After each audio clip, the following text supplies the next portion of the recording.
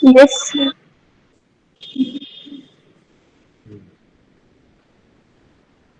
So the first factors which will affect the choice of capital structure is what?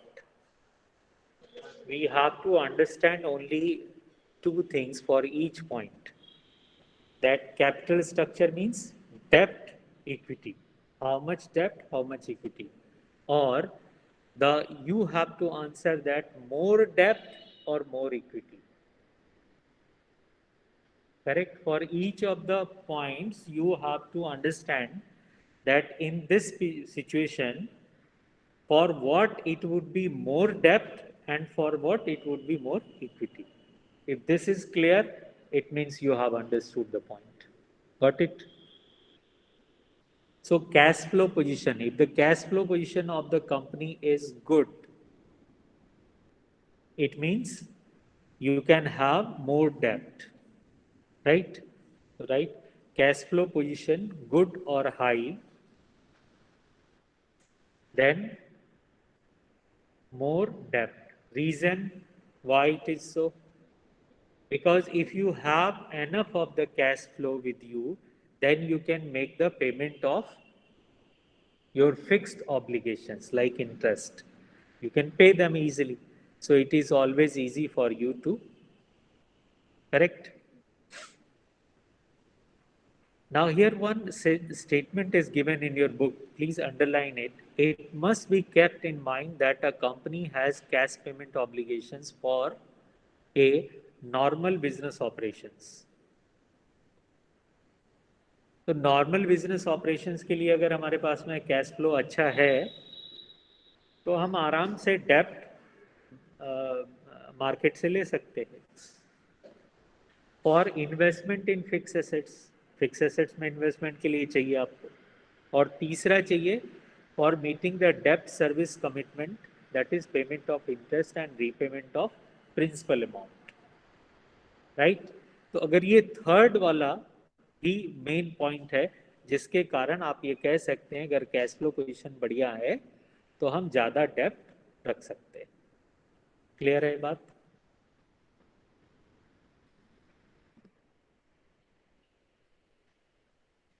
Next point is interest coverage ratio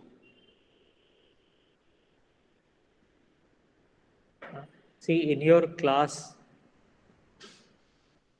12 only in your second part of accountancy you would be taught the different ratios ratio analysis is a chapter in your accountancy so there all such type of ratios which I am going to name it here would be discussed so I'm not going into the detail of that how to calculate and what are the numerical aspect of this you just have to understand that if this ratio is higher then what I should do if it is lower then what I should do correct so interest coverage ratio if it is higher the ratio lower shall be the risk of company failing to meet its interest payment obligation तो क्या मतलब इसका अगर higher the ratio होगा तो ज्यादा डेप्ट या ज्यादा equity more debt you can raise because you have the capacity to pay off your interest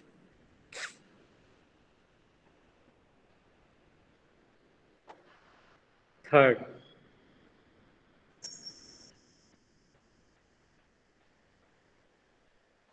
point is what debt service coverage ratio DSCR again here also it is the same thing for writing the detail of this point you should know the formula which is given in the book number 1 number 2 you have to write if debt coverage ratio is higher it means that we can make payment of our fixed obligation easily whether it is debt or preference share capital correct it is written in here just underline it so this third point is also clear Aman are you getting this say yes no Yes, sir. Diya?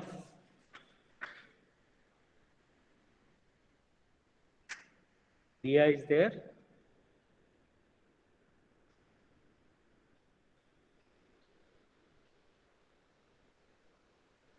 Muskan? Yes, sir. Getting it? Yes, sir. Okay. Excuse me, sir. हाँ. Say. Sir, can you please repeat the last point? Just rejoined. Third point. Yes, sir. Debt coverage, service coverage ratio ना? नहीं ये पूछ रहा है. Yes, sir. See, for this you have to know the formula how to calculate debt service coverage ratio. Number one. Number two is that you have to write the higher debt service coverage ratio, better ability to meet cash commitment. So company can raise debt easily if this ratio is higher. Clear? Yes, sir. Say yes, no.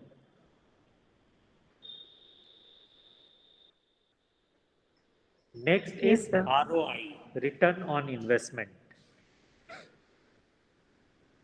I will take the same example to explain this.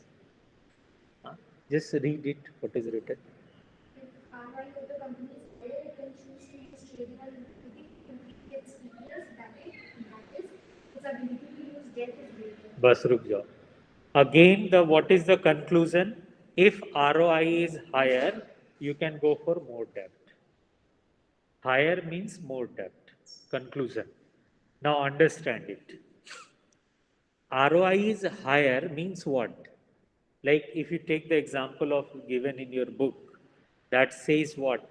When you were able to give EPS more, when you are having the debt, and when this debt, having the debt is possible when return on investment is more.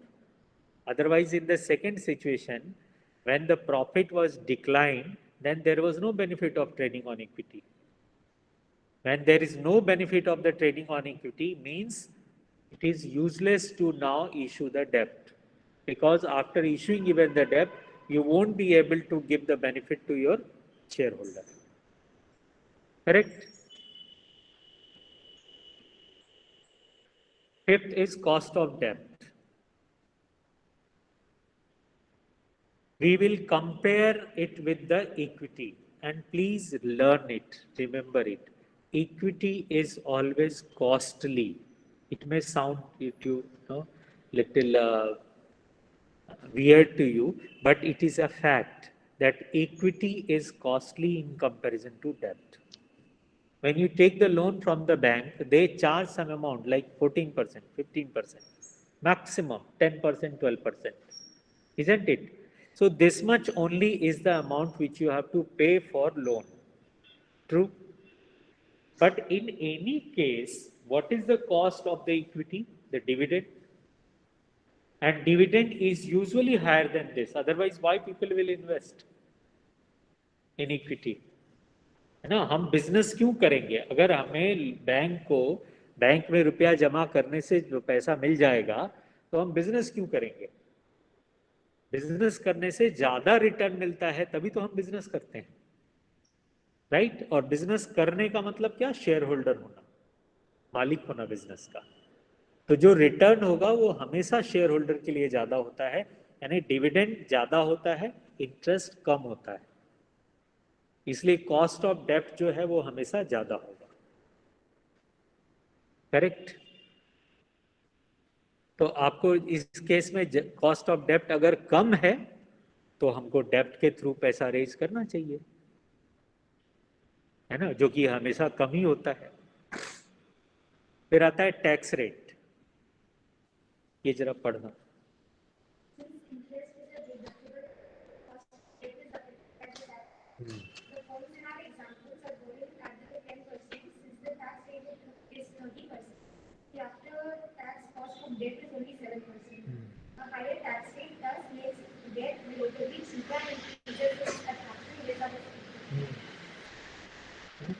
Tax rate का होना डेप्ट को cheaper बनाता है।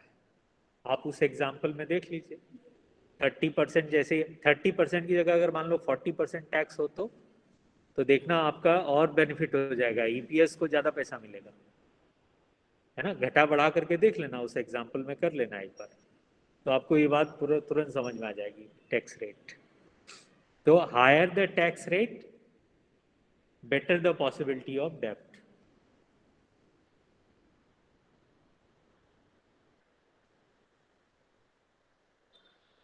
Cost of equity. Already I have explained this. Cost of equity is always higher, more. So debt can be used up to a level only.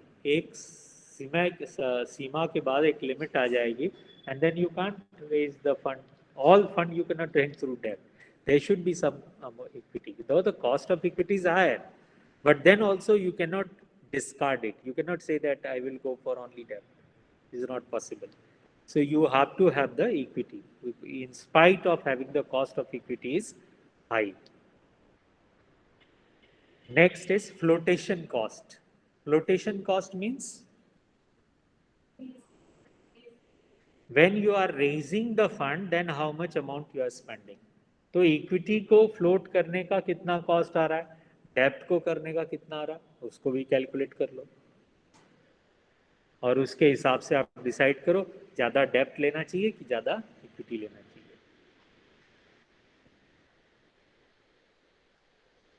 Risk consideration, देखो अभी तक हम सब में यही आया कि डेप्ट अच्छा है, डेप्ट अच्छा है ना। अगर ये रेशियो भी अच्छा है तो डेप्ट के लिए जाना चाहिए, बट डेप्ट के साथ में एक और मेजर कंसर्न है, that is what, it is risky. Risk consideration is there. So if you want to reduce the risk of your business, means the financial risk, you want to reduce it, then you have to go for equity. It is written, please underline this. Financial risk refers to a position when a company is unable to meet its fixed financial charges, like interest payment, preference dividend, and the repayment obligation also.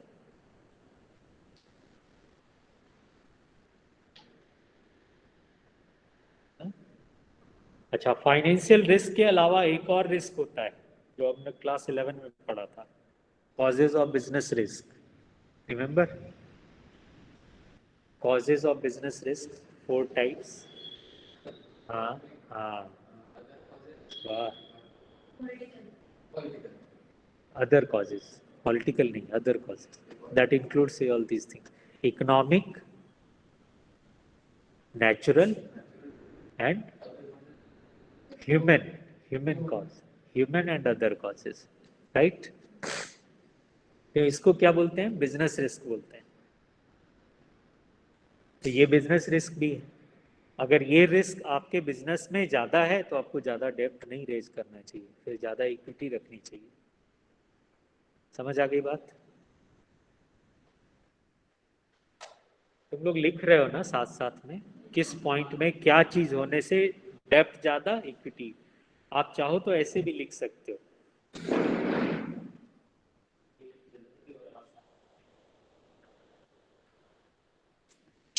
Tell me the board is visible, students?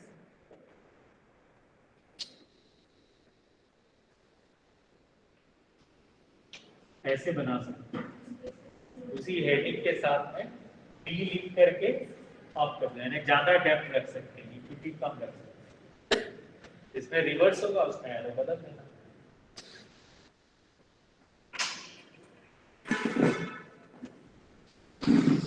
तुम लोग को दिखाई दिया board पे? Yes, no? No sir. Yes sir. No sir. Yes sir बहुत blur.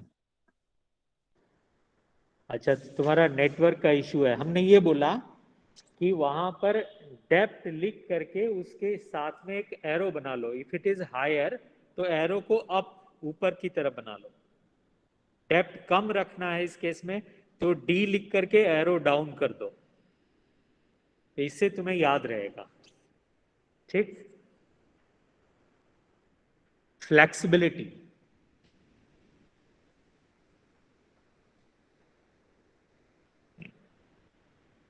अगर आपने ज्यादा डेप्थ रेज कर लिया तो आपकी फ्लेक्सिबिलिटी चली जाएगी, अब आप और डेप्थ रेज नहीं कर सकते। इसको ऐसे समझो, है ना, दो लोग हमारे पास में, मान लो हम बैंक हैं, दो लोग हमारे पास में लोन के लिए आए, वन इज अंश, अनदर इज अमन, राइट। तो अंश का बिजनेस में 10 लाख कैपिटल इन्वेस्टमेंट है और अमन का भी 10 लाख है, लेकिन अंश ने 10 लाख रुपया में से 8 लाख डेब्ट है और 2 लाख इक्विटी है, और अमन का उल्टा है, उसका 2 लाख इक्विटी है, 2 लाख सॉरी डेब्ट है और 8 लाख इक्विटी है, राइट। अब हम एज अ बैंक, मुझे जब लोन देना होगा तो हम किसको लोन देना प्रीफर करेंगे? किसके पास में डेब्ट कम है, समझ आ रही बात ना, ताकि हम अमन उसको प्राइवेट और लिमिटेड को। दे सकें। Getting it? Yes, no? Yes, sir. Yes sir. अब दूसरा पॉइंट है कंट्रोल, ये भी हम लोगों ने एक जगह डिस्कस किया था, डाइल्यूशन ऑफ कंट्रोल। डेप्थ से डाइल्यूट नहीं होता कंट्रोल, बट जैसे ही आप शेयर होल्डर्स की संख्या बढ़ाते हैं तो डाइल्यूट हो जाता है कंट्रोल। वो हमने एग्जांपल दिया था 1/100 करके, हाँ, तो वो याद रखना।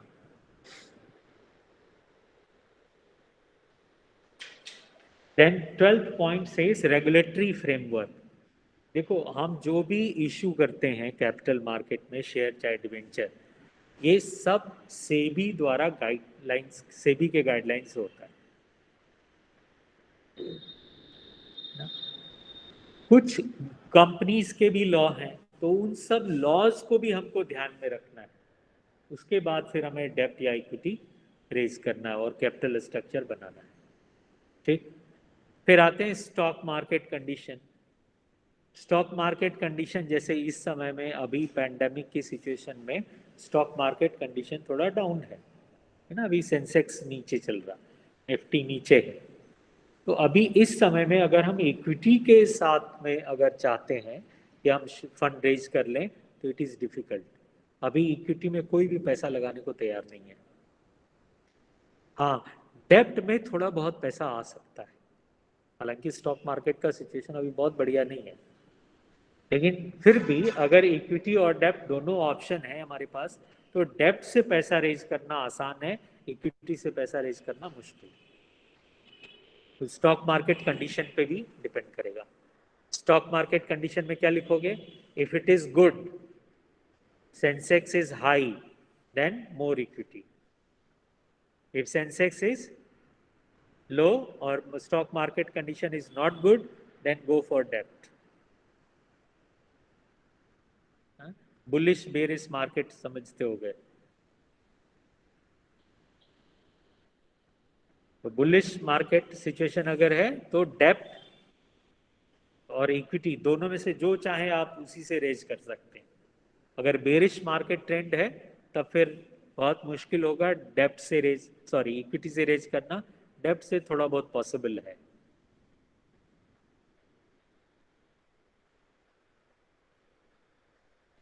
फिर ये सबसे इंपॉर्टेंट बात, बिजनेस में भी फैशन का बहुत महत्व है।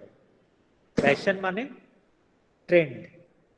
और जो कंपनीज है, जैसे मान लो हम रेडीमेड गारमेंट मैन्युफैक्चरिंग कंपनी है, तो मेरे से पहले और भी तो मार्केट में कंपनीज होंगी, वो भी तो हर साल अपना बैलेंस शीट पब्लिश करती हैं, तो उनकी बैलेंस शीट जरा उठा करके देखो, उनका कैपिटल स्ट्रक्चर कैसा है, क्या वो 2:1 रखते हैं, 1:1 रखते हैं, right? See, if you read it, then you will get that 2:1 is considered as the ideal ratio. How many of you know it? Raise your hand. 2:1 debt equity ratio should be 2:1. This is the ideal ratio. यानी 2 लाख दूसरे का पैसा, 1 लाख मेरा, 3 लाख से हम business कर रहे हैं, जिसमें 1 लाख मेरा है, 2 लाख हमने लोन लिया है, तो ये अच्छा सिचुएशन माना जाता है। Correct. But if it is a financial company, अगर बैंक है, फाइनेंशियल कंपनी है, तब फिर ये 2:1 बहुत डेंजरस है। तब उनके लिए अच्छा क्या है, उनके लिए आइडियल है 1:1। अब समझ आई बात। इसी को बोलते हैं capital structure of the other companies. हम जिस ट्रेड में हैं, हम जिस बिजनेस में हैं, उस बिजनेस के और लोग क्या करते हैं। मान लो हम सॉफ्टवेयर बनाते हैं, तो और जो दूसरी सॉफ्टवेयर की कंपनीज है उनका कैपिटल स्ट्रक्चर कैसा है। तो आपने 10 कंपनी का स्टडी किया, उन सब का 2.3:1 है, किसी का 2.4:1 है, किसी का 1.8 है। तो हमको एक आइडिया लग गया कि 2:1 इज ओके। हाँ, तो हम भी अपना इतना रख सकते हैं। समझ आई बात। ये 14 हो गया ना पूरा point. These are the 14 points which we have to discuss as a factors which will affect the capital structure. Regulatory framework में सेबी का गाइडलाइंस हमको देखना पड़ेगा, कंपनी का लॉ देखना पड़ेगा। अगर कंपनी का लॉ कहता है कि हाँ इतने से लिमिट से ज़्यादा आप डेप्ट नहीं इशू कर सकते, तो हमारा कैपिटल स्ट्रक्चर अफेक्ट हो जाएगा कि नहीं, है ना। रेगुलेटरी ये है कि आप इतने से कम इक्विटी नहीं रख सकते, तो हमारा इफेक्ट हो जाएगा कि नहीं। ये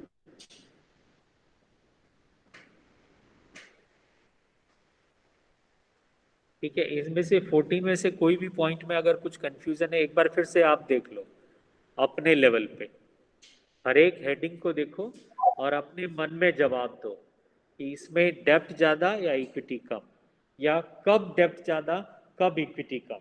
ये 2 क्वेश्चन का आंसर दे के देखो। सबका जवाब अगर आ रहा है तो ठीक है, नहीं आ रहा तो पूछ लो। सर कॉस्ट ऑफ इक्विटी एक बार और बता दीजिए। Cost of equity, cost of equity usually ज्यादा होता है डेप्थ के कंपैरिजन में। कॉस्ट ऑफ इक्विटी हमेशा ज्यादा होता है। जब आप प्रॉफिट पे करते हो, प्रॉफिट देते हो, तो obviously it will be more than the interest. अगर डिविडेंड ज्यादा नहीं होगा इंटरेस्ट से, तो कोई क्यों इन्वेस्ट करेगा इक्विटी में और रिस्क लेगा, है ना। तो कॉस्ट ऑफ इक्विटी को भी हमें देखना पड़ेगा कि कितना हो रहा है, क्या ये ठीक है ना। मान लो कोई कंपनी बहुत ज्यादा प्रॉफिट अर्न कर रही है, जैसे नॉर्मली जो फेस वैल्यू होता है शेयर का वो बहुत कम होता है, तो एक शेयर का वैल्यू 10 रुपया है, तो डिविडेंड कई बार उस पर 120 रुपया 125 रुपया ऐसे आता है। लगाया आपने 10 रुपया और पा रहे हैं 120 रुपया, तो बहुत ज़्यादा है ना कॉस्ट। तो ये सब भी हमको कंसीडर करना होगा, ये भी हमें देखना होगा। समझ आई बात, क्लियर हुआ ये। Yes sir. रिस्क कंसिडरेशन में, रिस्क कंसिडरेशन में 2 चीजें देखनी है, फाइनेंशियल रिस्क और बिजनेस रिस्क।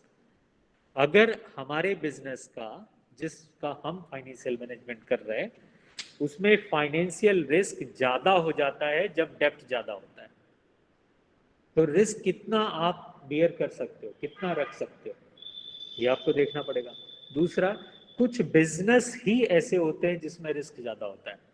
जब अभी दिवाली आने वाली है, आप देखना बहुत सारे न्यूज में आएगा, वो क्रैकर्स का फैक्ट्री में आग लग गया। अब सोचो क्रैकर्स का फैक्ट्री में अगर आग लग गया साल में एक बार भी, तो पूरी तरह से बर्बाद हो जाएगा, है ना। तो उनके लिए वो जो क्रैकर्स का बिजनेस है बहुत रिस्की बिजनेस है। इसमें प्रॉफिट हो भी सकता है और कभी ऐसा भी हो सकता है कि पूरी तरह से लॉस हो जाए, पूरा डूब जाए, राइट। इस तरह से और भी ऐसे बिजनेस होते हैं जिनमें रिस्क फैक्टर बहुत ज्यादा होते हैं। जैसे मान लीजिए आपकी एक साड़ी की दुकान है और एक रेस्टोरेंट है, तो किसमें रिस्क ज्यादा है, रिस्क ज्यादा है, प्रॉफिट नहीं। रिस्क किसमें ज्यादा होगा, साड़ी में। रेस्टोरेंट आप में में। बताओ। Sir restaurant. रेस्टोरेंट में, सर रेस्टोरेंट। हमेशा रेस्टोरेंट में रिस्क ज्यादा होगा। देखो साड़ी जो है वो फिक्स स्टॉक तुम्हारे दुकान में रखा हुआ है। एक साड़ी जो तुमने 500 रुपये की खरीदी थी, तुम उसको 1,500 में बेचते हो, ये तुम्हारा 1,000 रुपया मार्जिन है ना। मान लो अगर मार्केट बहुत खराब हो गया तो 500 की साड़ी तुम 1,000 में बेच लेना, 750 में बेच लेना, है ना। लेकिन ऐसा तो नहीं होगा कि 500 की साड़ी ऐसा दिन आ जाएगा कि 400 में बिकेगी। और अगर 400 में भी बिकती है, हम उस खराब सिचुएशन को भी कंसीडर कर लेते, अगर ऐसा भी हो जाता है तो भी हमारा लॉस जो है वो पर साड़ी 100 रुपीज है। लेकिन रेस्टोरेंट का जरा सोच के देखो, आपको जो रॉ मटेरियल्स लाना है वो तो आप रोज लाते होगे, है ना। जी मान लो नॉनवेज बनता है तो फिश लाते होगे, मीट लाते होगे, पनीर लाते होगे, दूध लाते होगे, ये सब तो रोज लेके आना है। वो लेकर के तो आ गए मार्केट से और आज कस्टमर नहीं आए, है ना। तो वो पेरिसेबल है, उसमें रिस्क बहुत ज़्यादा है। और कभी कभी ऐसा होता है कि किसी किसी में किसी किसी दिन लोग बाहर खाना नहीं पसंद करते, बाहर नहीं जाते। जैसे कोई त्योहार वगैरह हो तो लोग कम जाते हैं बाहर, घर में ज़्यादा खाते हैं, है ना। मतलब सीजनल फैक्टर भी उस पर असर डालते हैं। किसी किसी समय में जैसे मान लो हमारा रथ यात्रा पे है और रथ यात्रा पे ट्रैफिक जाम लग गया बहुत ज़बरदस्त, तो आज पता लगा लोग हमारे पास तक आ ही नहीं पाए, हमारा सब सामान ऐसे ही रखा पड़ा रह गया। हमेशा रेस्टोरेंट में जाते रिस्क जो है वो ज़्यादा होगा। ठीक। सर टैक्स रेट्स एक बार बता दीजिए। हाँ, टैक्स रेट के लिए आपको एक बार फिर से उस टेबल में जाना पड़ेगा और टेबल में जाकर के 30% हमने एग्जाम्पल में लिया है, आप उसको बढ़ा करके और घटा करके देख लीजिए, आपको समझ आ जाएगा ईपीएस पे उसका क्या असर पड़ रहा है।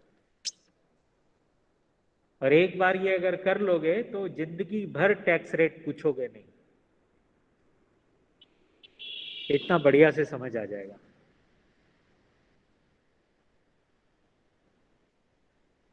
ठीक। Yes sir. और कुछ? Sir flotation cost, sorry, flotation cost एक बार बता दिए।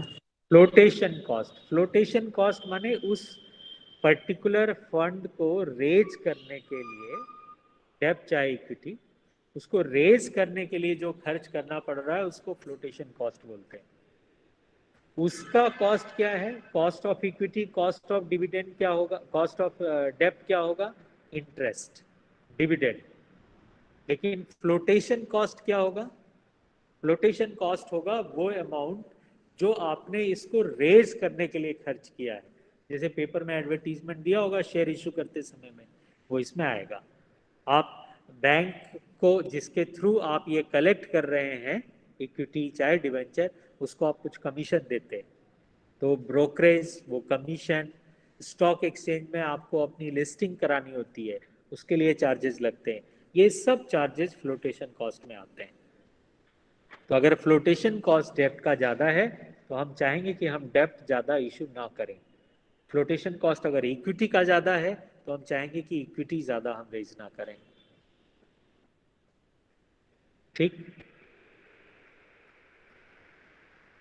At the end, I would like to say, see, there are 14 factors. So one factor cannot decide which one should be more. है ना? तो सभी फैक्टर्स को कंसीडर करते हुए then we will make the holistic decision. Correct?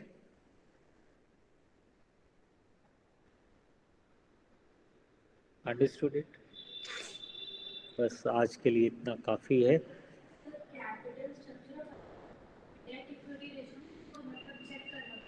दूसरे company का, हाँ, उसके अकॉर्डिंग हम भी अपना रख सकते हैं। जैसे हमने एग्जाम्पल में बैंक का बताया था, बैंक का कैपिटल स्ट्रक्चर अच्छा क्या होता है? 1:1 आइडियल। मैन्युफैक्चरिंग के लिए 2:1 अच्छा है ना। तो बिजनेस टू बिजनेस वेरी करता है। तो जब हम अपने बिजनेस स्टेट के दूसरे कंपनीज का कैपिटल स्ट्रक्चर देखते हैं तो हमें आइडिया लग जाता है कि हमको भी अपना इतना रखना चाहिए, उसके आसपास रखना चाहिए। ठीक।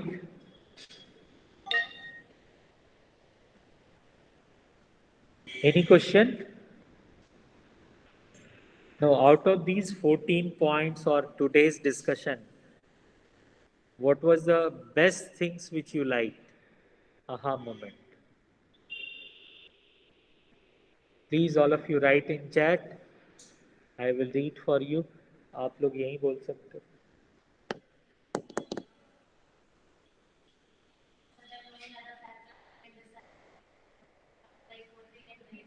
सर हाँ, बोलो. सर सेबी जो हाँ,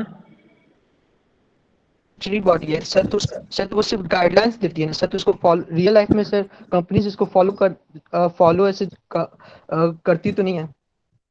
नहीं नहीं नहीं, ऐसा नहीं है. वो आप खाली गाइडलाइंस के अलावा सेबी फाइन भी सर लगा सर वो सकती सिर्फ है. गाइडलाइंस सर वो सिर्फ गाइडलाइंस होते हैं सर, वो रूल्स ऐसे लॉस वगैरह, क्योंकि सेबी स्टैट्यूटरी बॉडी है तो वो लॉ वगैरह कुछ बना नहीं सकती सर, तो कंपनीज तो फॉलो उसको करना तो उसको नहीं, सेबी के गाइडलाइन को कंपनीज को फॉलो करना चाहिए और प्राय कंपनीज सेबी के सभी गाइडलाइंस फॉलो करते हैं, है ना. सेबी का गाइडलाइंस फॉलो करने से हमारा जो कैपिटल मार्केट है उसमें हमारी रेपुटेशन अच्छी होती है. कंपलसरी ना भी हो तो भी करते हैं. ठीक. Yes sir. Thank you.